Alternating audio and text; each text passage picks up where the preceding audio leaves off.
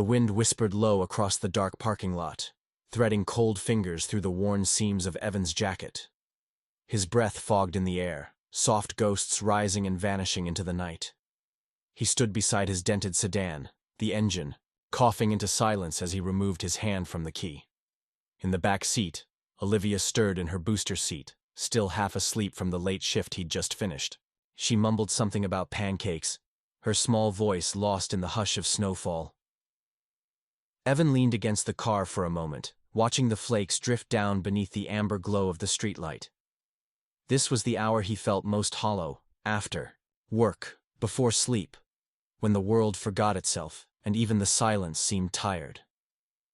His boots, frayed at the toe, crunched faintly against the frozen gravel as he adjusted the blanket around Olivia and closed the back door gently.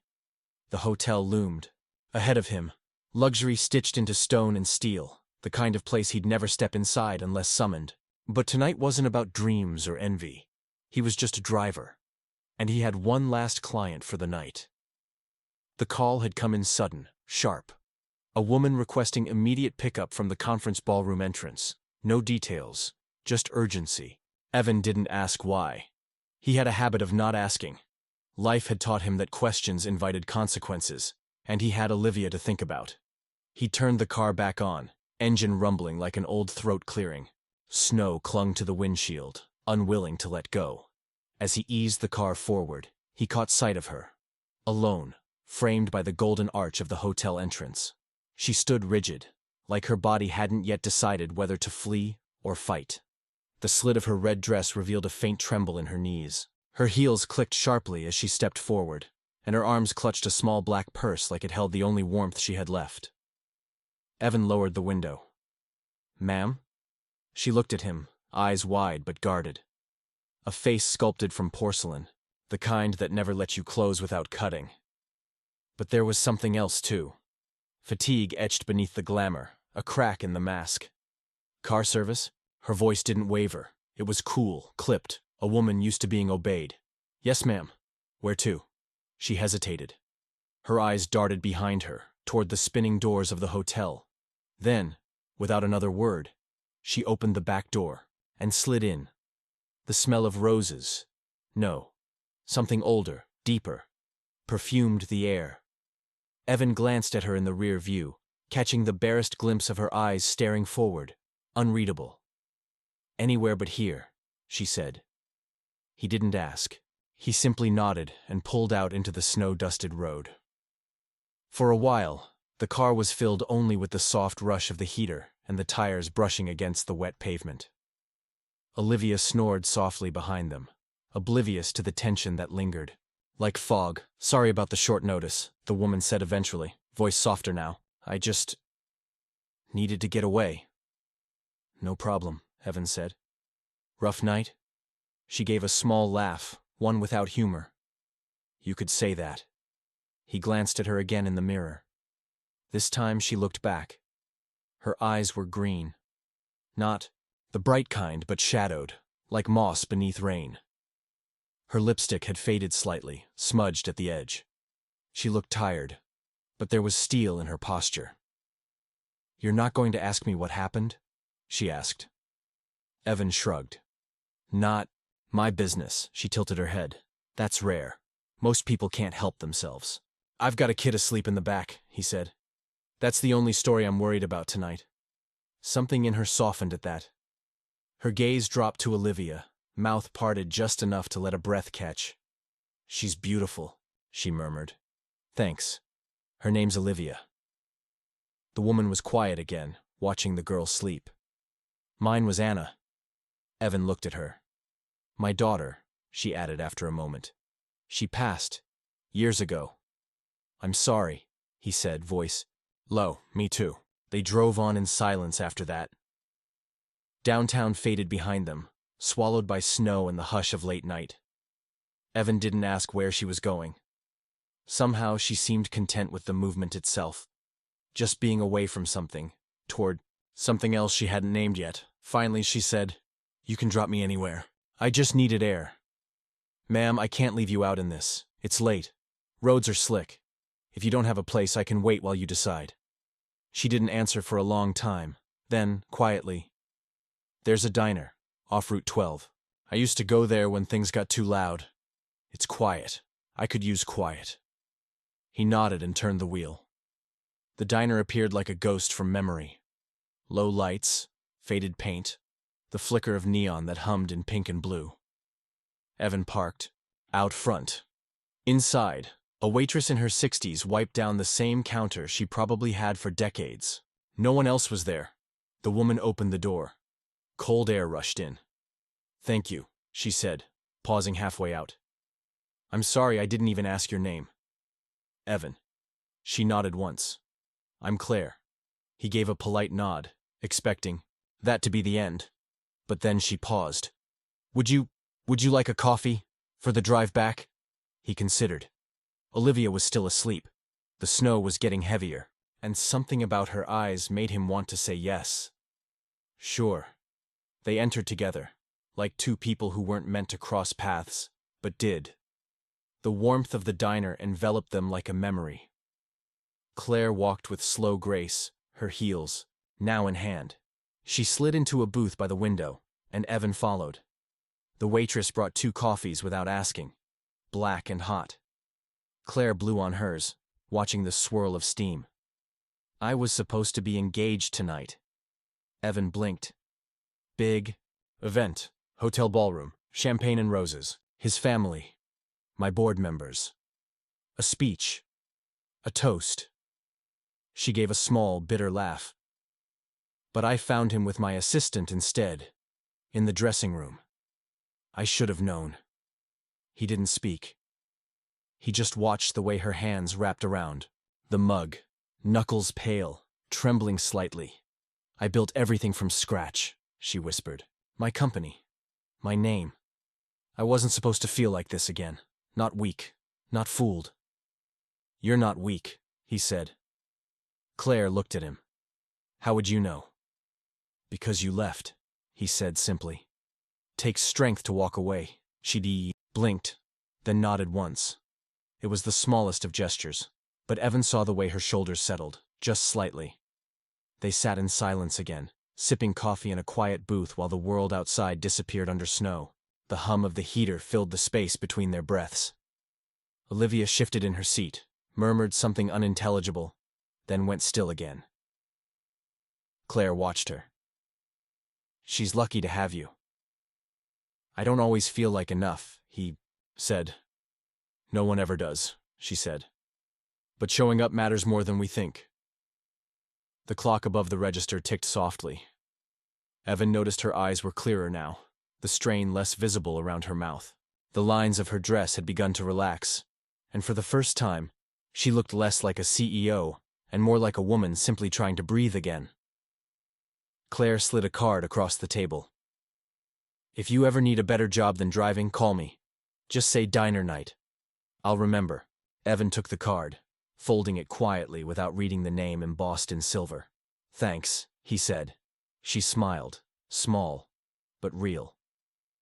As they left the diner, the snow fell heavier, blanketing the world in softness. Claire leaned in briefly as she closed the door, placing a hand on Evan's arm. "Thank you for tonight," she said. "You didn't save me, but you reminded me I could save myself." And with that, she disappeared into the snowfall, heels in hand, coat wrapped tight. Evan stood for a moment beneath the neon hum, heart strangely full, not with love, but with something better. Hope. And inside the car, Olivia stirred again, just as the snow began to bury their tire tracks. He drove home slowly, the warmth of the diner clinging to him like the last line of a forgotten lullaby. And something told him he hadn't seen the last of her. The morning after the snowfall began in silence. Evan stood in the kitchen, pouring cereal into a chipped bowl as sunlight bled weakly through the frost-streaked windows. The TV mumbled quietly in the background, tuned to some children's cartoon Olivia liked.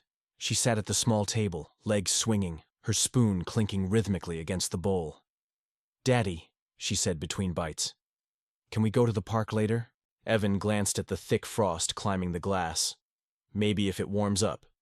She frowned but didn't argue. Olivia never argued much, She'd learned too early how to read moods and avoid stirring deeper waters. Evan hated that about their life. She deserved better than silence and uncertainty. He poured himself a cup of coffee and leaned against the counter, watching her eat. The card still sat in his jacket pocket. Claire's card. He hadn't told anyone about her. Not even his sister, who'd watched Olivia on the nights Evan couldn't get a sitter. He hadn't even looked at the company name on the card until that morning. When he did, it surprised him. Lancaster Equity Group. He recognized it. A major financial firm, high-end, global. The kind of place that didn't look twice at people like him. And yet, Claire had told him to call.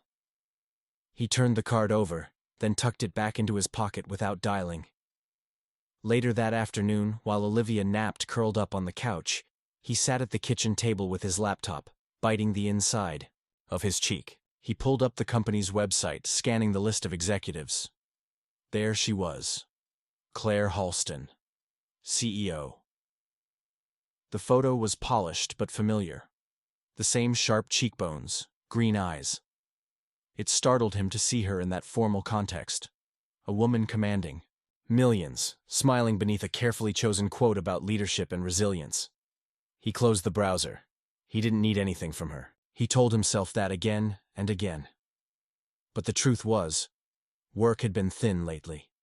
The holidays were coming. His car needed tires. And Olivia was growing out of her coat.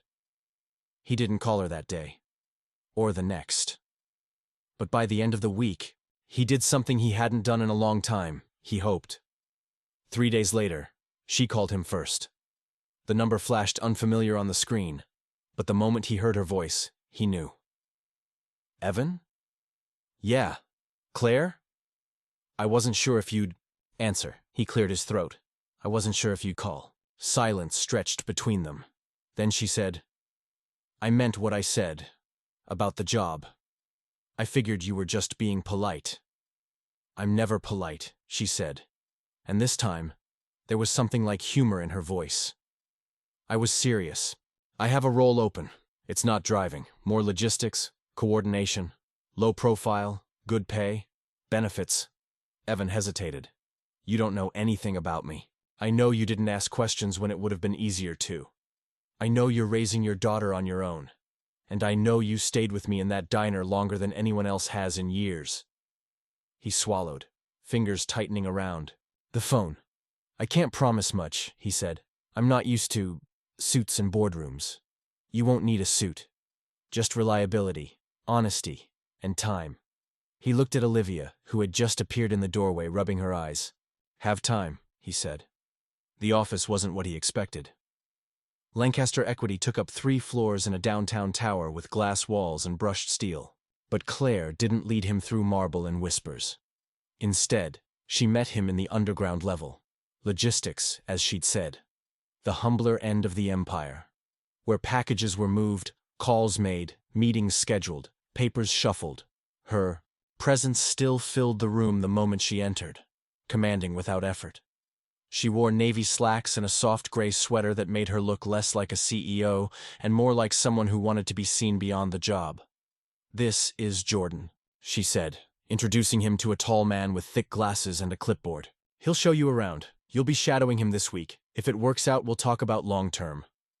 Jordan shook his hand with a firm grip and a grunt. You ever worked logistics? No, Evan said. Well, if you can alphabetize and breathe at the same time, you're better than the last guy. Claire smirked faintly, then added, You'll be fine. The work was steady. Paperwork, scheduling shipments, answering basic inquiries, coordinating deliveries between departments. It wasn't glamorous, but Evan liked that. He was good at being quiet, reliable. The kind of man people overlooked until things broke and needed fixing. Each day, he found himself wondering if he'd see Claire again. She didn't hover. She didn't treat him differently than the others. But once or twice, she passed through the hallway, offering a nod, sometimes a half smile. Each time, it left something simmering inside him that he tried hard not to name. The third Friday, she asked him to lunch. It wasn't a request. Walk with me, she said, coat already draped over one arm. They walked to a cafe 2 blocks down. She ordered soup and sat across from him by the window, the city sprawling out beyond her like something she owned but didn't want to show off. "I've been watching your reports," she said between sips. "You've caught 3 errors in vendor invoicing in 2 weeks. I double-check by habit," Evan said. "Got tired of fixing other people's mistakes too late." "That's a good habit," she said. "It saves us money, quietly. Most people don't notice that kind of thing." "I do." He nodded, unsure what else to say. Then Claire looked out the window, her expression softening. "You know, that night, I wasn't just running from him. I was running from myself." Evan blinked. "What do you mean?" "I built this company, worked every hour, made every decision, and somewhere along the way, I stopped knowing where my job ended and I began. I thought the engagement was a step forward, but it was just another mask." He let her speak. "Sometimes people only said the truth when they didn't feel watched. I was standing on that stage," she continued, "looking out at hundreds of faces, hearing them toast me, and I felt completely hollow. Then I saw him with her, and I realized I wasn't even surprised, just numb." "I know that feeling," Evan said. Claire tilted her head. "My wife left when Olivia was 2. No note. Just disappeared. I'd suspected it before it happened. Still hurt like hell. She didn't ask questions, just listened, and maybe that was why he kept going. I used to think maybe I'd done something wrong, that if I'd worked harder, smiled more, maybe she'd have stayed. But people don't leave because you're not enough. They leave because they were already gone." Claire nodded slowly. "Exactly." The rest of the lunch passed with comfortable silence and light conversation. When they stood to leave, she brushed a hand against his arm. "Thanks for trusting me with that," she said. Evan smiled faintly. "You made it easy." That night, he sat on his balcony after Olivia had gone to bed, the cold air biting at his skin. He held Claire's card again, not to call her, but just to remember the strangeness of it all. He had a job now, a future, maybe, but it wasn't just the job that stirred something in him. It was the way Claire looked at him, not as a charity case or a project, but as someone who mattered, someone seen. He told himself he wouldn't get involved. Too much baggage, too many risks. But something had begun to shift between them, like gravity softening, inviting. And though neither of them had spoken it out loud, Evan felt it with every glance, every pause in conversation. Something was coming, something neither of them had planned for. And even as snow began falling again, whispering across the dark rooftops, Evan didn't feel cold anymore. He felt like a door had opened. And for the first time in a long while, he was ready to walk through it. The first real snowstorm came 2 weeks later, sealing the city in layers of quiet. The streets looked like paper folded around light, softening even the harshest corners of downtown. Evan sat in the break room, steam rising from his coffee, his hands still chilled despite his gloves. Across from him, Jordan scrolled through his phone, oblivious. Claire hadn't been in the office that day. Her assistant had mentioned a board meeting uptown. Still, Evan kept glancing toward the hallway, listening for the subtle shift in sound her heels made against the tile. It had become a habit, one he tried not to analyze too deeply. He wasn't in love. That word didn't belong here. But something tethered him to her in a way that defied logic.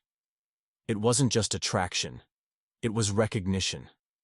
A shared scar, visible only in certain light. That afternoon, he was called into her office. She was already seated behind her desk, the city framed. Behind her like an abstract painting. The windows were fogged at the edges, blurring the skyline into shapes that felt more like memories than architecture. "Close the door, Evan," she said. He obeyed, instinct tightening his shoulders. Claire folded her hands. "You've been here a month. You've done more than expected. But I wanted to talk about something that's not on your performance review." He nodded, heart tapping a strange rhythm. She studied him. "Why didn't you ever ask me about that night?" The question hung between them like a single thread, taut with unspoken things. Evan took a breath. Because it wasn't my business. People run when they need to. I wasn't going to make you explain your wounds. Her lips twitched into something like appreciation. Most people are curious, or judgmental. I've had enough of both, he said. She leaned back, the tension in her jaw softening. My fiancé was everything on paper. Brilliant, successful, charming. He was also manipulative. Quietly, strategically.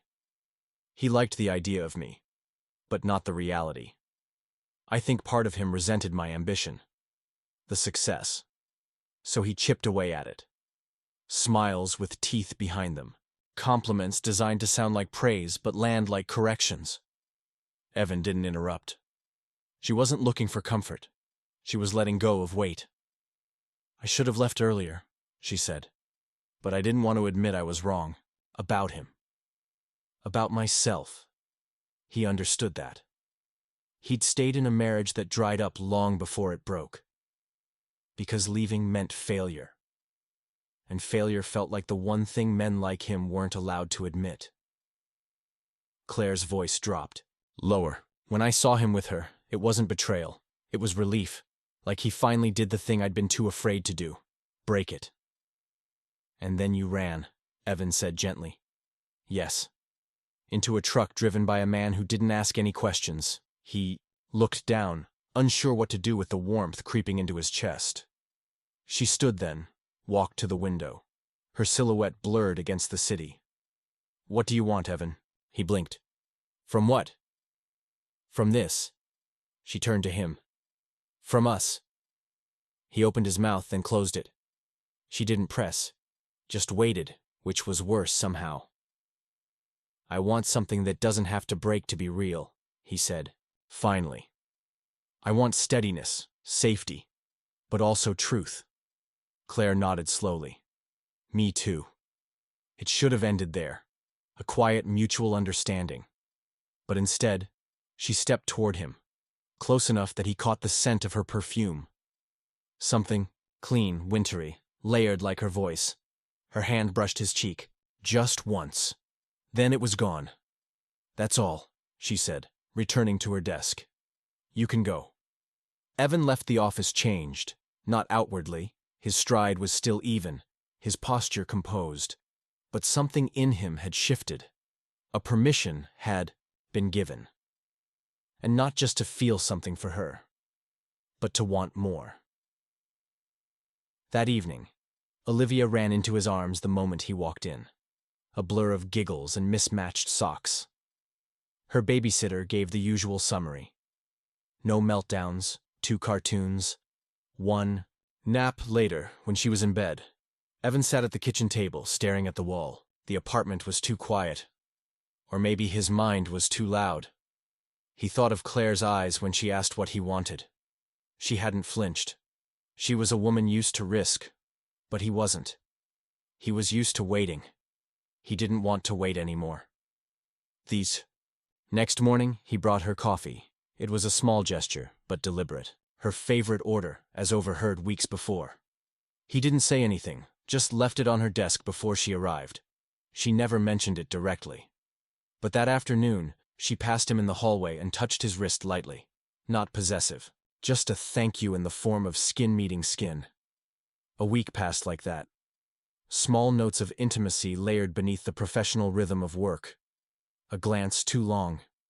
A conversation that lingered after others had ended. Evan found himself smiling. More. Jordan noticed, but didn't ask. He just nudged Evan one afternoon and said, "She's different when you're around." Evan didn't respond. He didn't have the words to make sense of what they were becoming.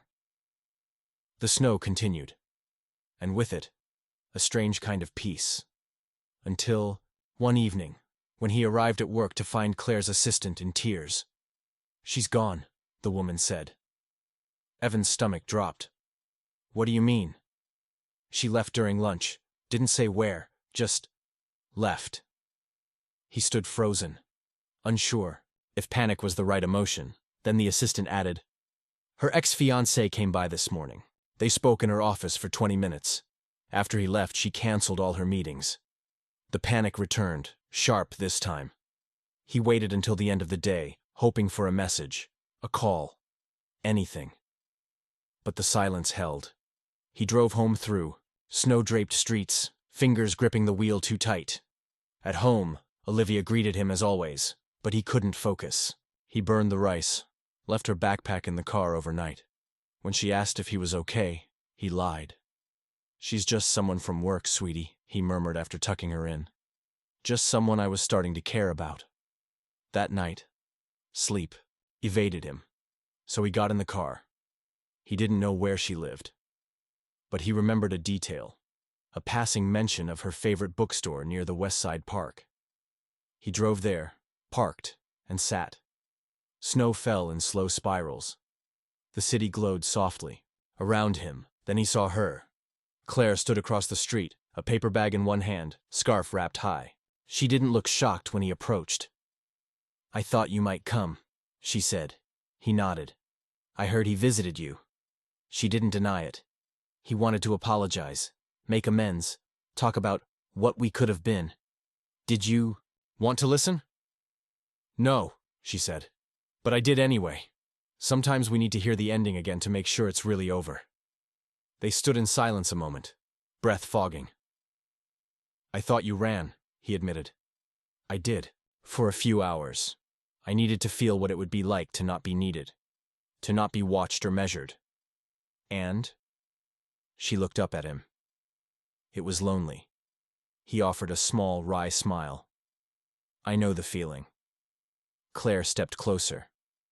"I don't want this to be a thing we pretend didn't happen, but I also don't want to ruin something just because I'm scared." "I'm scared too," Evan said.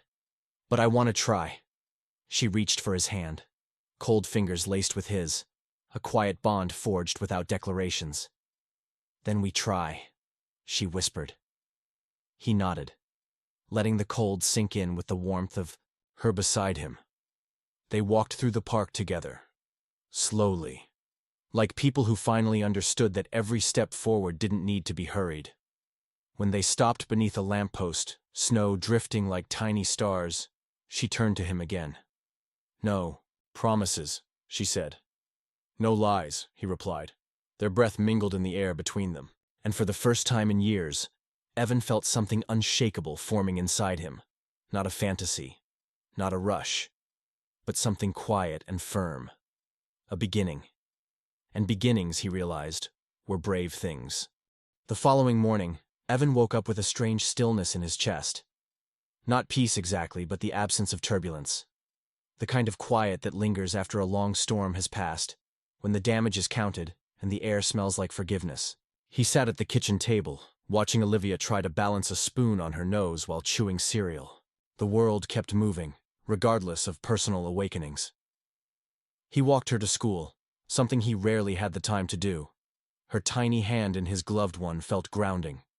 She hummed the chorus to a song he didn't recognize, swaying with her backpack like the rhythm was stitched into her spine. At the corner, she tugged at his coat and looked up. "Are you going to see her today?" Evan blinked. "Who?" "The woman from your work. The one who makes your face do that smile you try to hide." He chuckled, taken off guard. "Maybe." "Good," she said. "You're nicer when she's around." When he got to the office, Claire was already there, her door half shut. She looked up when he passed, and for a fleeting second, everything they shared the night before rushed back between them like an undertow. But the office was not the place. They returned to routine with quiet precision, exchanging glances instead of words. There was comfort in it, this shared understanding of restraint. They were two people who had built careers on control. Neither of them rushed toward fire, but neither turned away from it either. Around noon, she called him into her office. "No pretense this time. I'm not interested in pretending," she said simply. Evan nodded. "Neither am I." She tapped a pen against her notepad. "I've been thinking about what this looks like, how we make room for it, without destroying what we've built." "Professionally?" he asked. She gave him a look. "In every way." He sat, fingers laced together. "I don't want to hide, but I don't want gossip to be the headline of everything we are." She smiled faintly. "You think they don't already talk?" He laughed under his breath. "Probably. I can take The brunt of it, she added. I'm used to being the story. He leaned forward. Let me be the story for once. Claire looked at him then, a long, measured look that said she understood exactly what that cost him. She reached across the desk, brushing her fingers along his wrist.